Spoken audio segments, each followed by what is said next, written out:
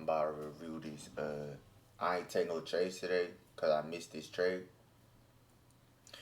But I'm about to review this trade that I should have taken. And this is the exact same setup that we take on a regular. I just did take it because I wasn't too confident in it. But I'm about to run the recap right quick.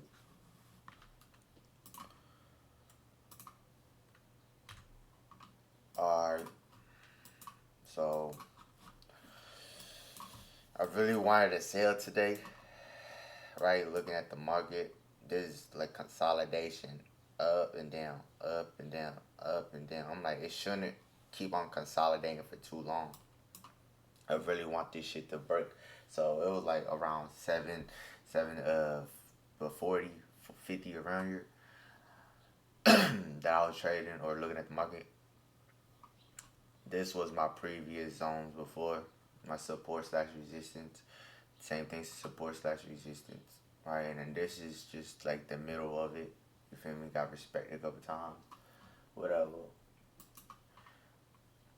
So what I wanted, right, as I was saying, was this to break a huge drop. Let me cancel that real quick.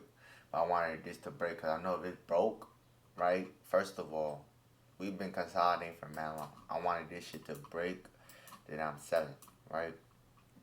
I was so caught up in wanting a sale, like a break of structure for a sale, right? I didn't adapt to the market like usually how I usually think. So what I did, right, was just wait. But as soon as this candle formed, Loki missed it. I drew my trend line out. Then I'm like, damn, that shit is perfect. Because anytime you see a support or support slash resistance, you feel me, established and it's very, very respected. Plus on top, you got a trend line break to back all of that. You feel me? That's the only two confirmations you really need. The thing that didn't make me too confident, right, is this.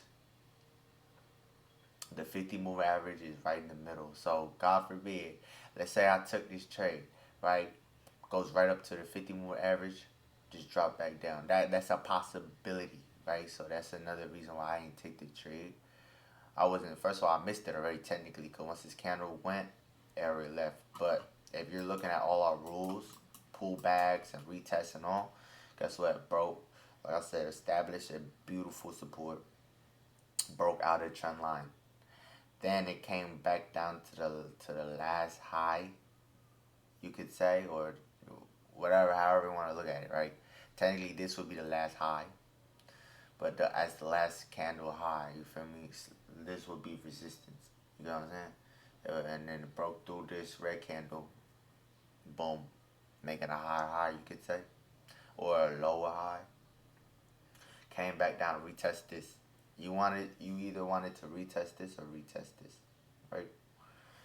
Usually you play it safe, retest this, and then you put it right underneath all of the rest of the candles or whatever. This would have been 25 pips, which is hella good for a risk. Cause me usually I risk 30 to 35, 35 max. I don't want to risk no more than that. If I'm trading, this is 25 pips. Beautiful, beautiful, super, not super tight to where it's like, but enough room for your trade to breathe. So that's why I mean it's a decent lot size, like, or pips. I mean, and whatever lot size you're using, that shit is gonna be pretty as fuck, right?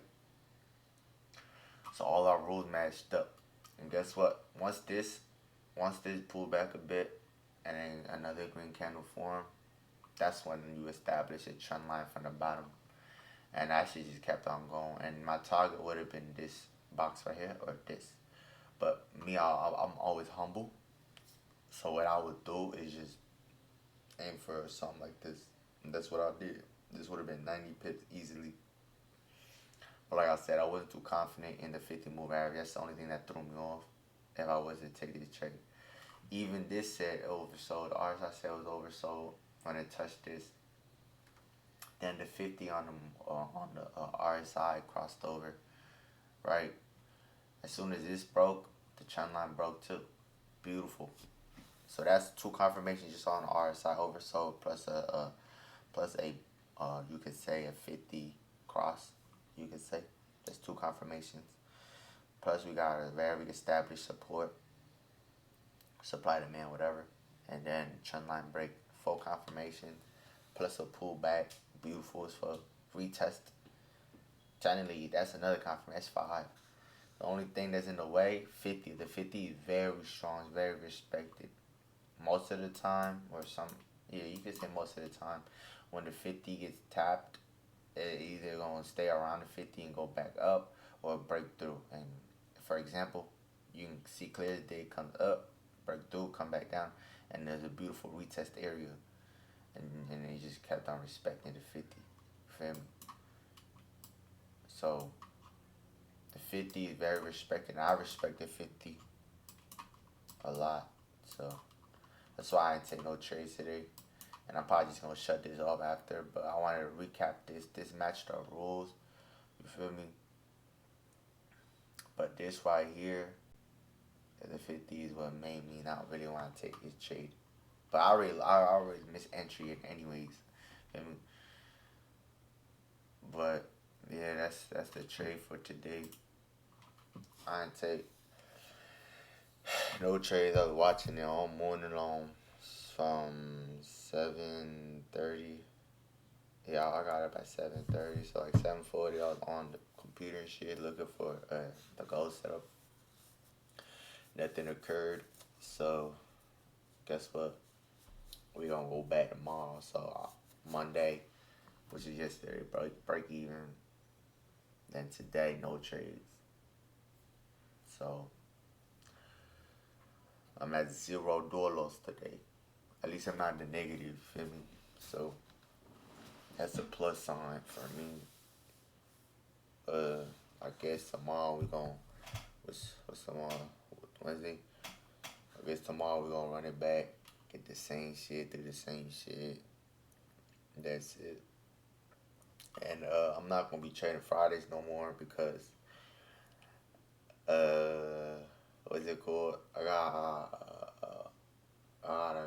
I be picking up my daughter around like Thursday noon, so Thursday morning will be the last days that I've traded. So I'm gonna be honest, the fourth is a Thursday. The 4th of July is Thursday. So I'm not sure, but I think markets are closed, or gold is. Some markets are probably open, but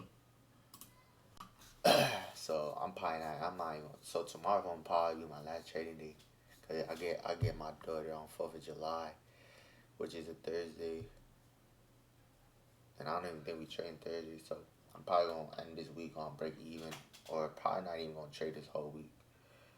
You feel me? I had a nice ass trade yesterday that I recapped it for y'all too, but I took it out. I wish I held that bitch, cause I would have had 100 pips, cause I always aim for 50 pips, or like the next area that the price should go to. That's how I aimed.